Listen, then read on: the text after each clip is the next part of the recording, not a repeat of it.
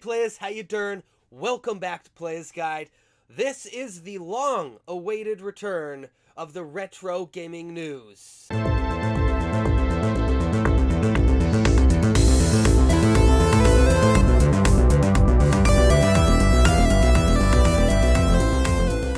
In this episode of the retro gaming news, I'm going to be covering July and August. So some of these things that you're going to hear about are not going to be the latest of retro gaming news out there.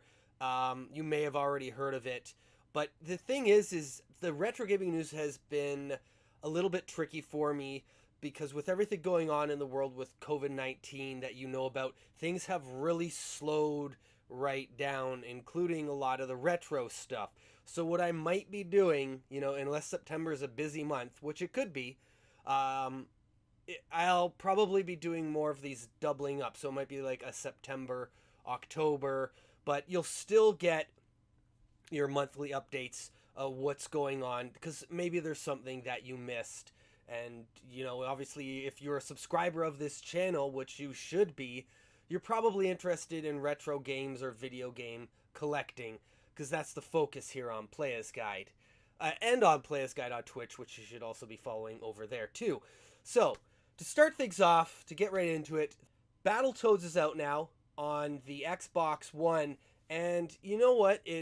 I'm not a big fan of the style of animation that they chose for this, and I think a lot of people who are retro gamers will still be interested in this because the gameplay does look pretty solid. I've seen quite a few people streaming this one on Twitch, but the art style bugs the hell out of me. I don't know. I can't really get over it. It reminds me of a lot of these, early 2000s Flash animation cartoons that I just thought were garbage.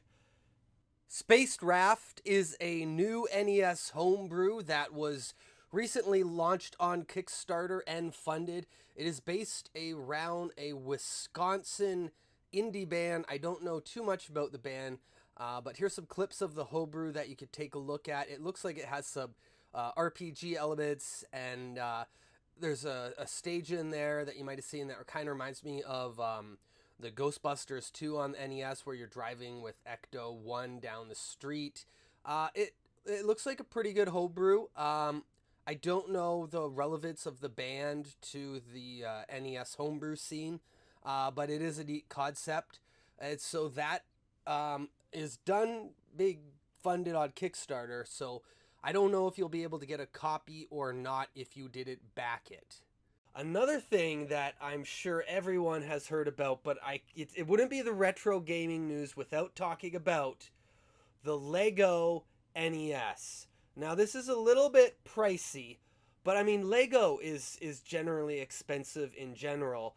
Now, I'm not a big Lego fan, but I know some nerds that are, and they like to play with Lego. They're grown-ass adults. They like Lego. You know what? If that's your thing, cool. But if you're into Lego and retro games, then I can't imagine how appealing this must be. It's a must-own because it's really cool looking. You build the TV, and you get to scroll through. You turn this little thingy here that rotates it, this little crank, and then you can make Mario jump like you're playing through the first level of Super Mario Brothers. The only thing that could possibly make this cooler if it was an actually functioning Lego NES. So originally, I would have been talking about the Panzer Paladin trailer, but Panzer Paladin is already out because that was going to be part of the July, but now it's out, so it's part of August's retro gaming news. But this game looks really cool. I haven't had a chance to play it.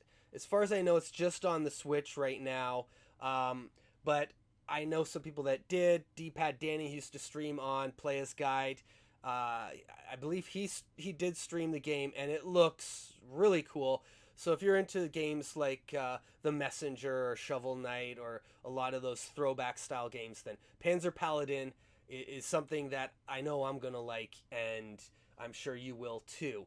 Now, this is interesting. You may not have heard about this, but the original source code for Yoshi has been leaked. And might have been Yoshi for Super Mario World, but this Yoshi looks messed up. He is ugly and creepy, and I'm glad we didn't get that. Well, am I glad? I kind of like ugly, creepy things. Maybe I'm not glad.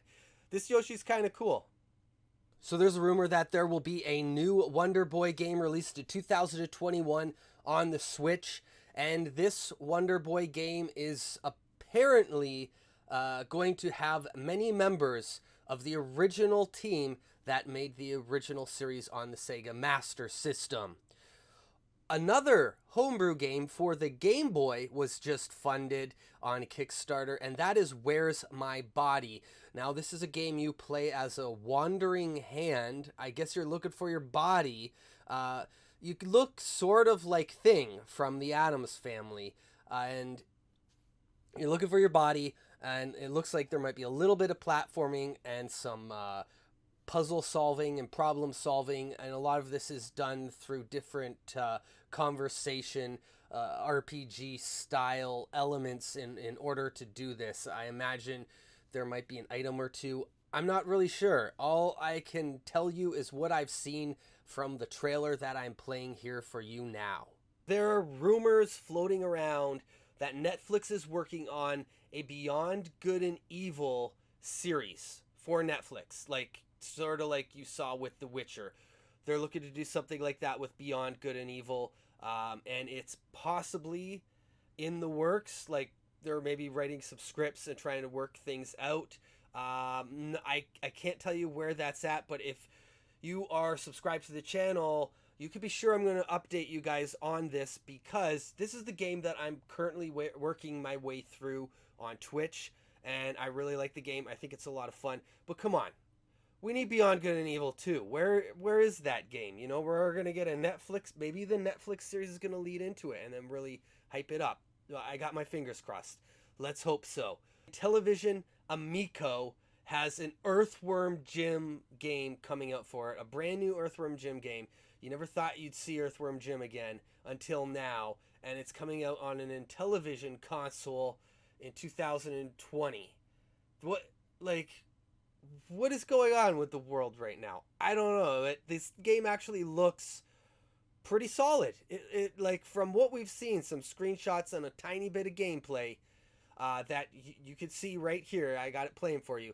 It doesn't look bad. I don't know if it's going to be a console seller. I don't know a ton about this console, so it doesn't have me particularly excited. But, I mean, this game looks cool. If I get the chance to play it, I definitely will. But that is it for July and August. Now, the month of August isn't quite over yet, so maybe at the tail end, if there's some news coming out, I can roll that into September, and I can have a jam-packed September retro gaming news for you.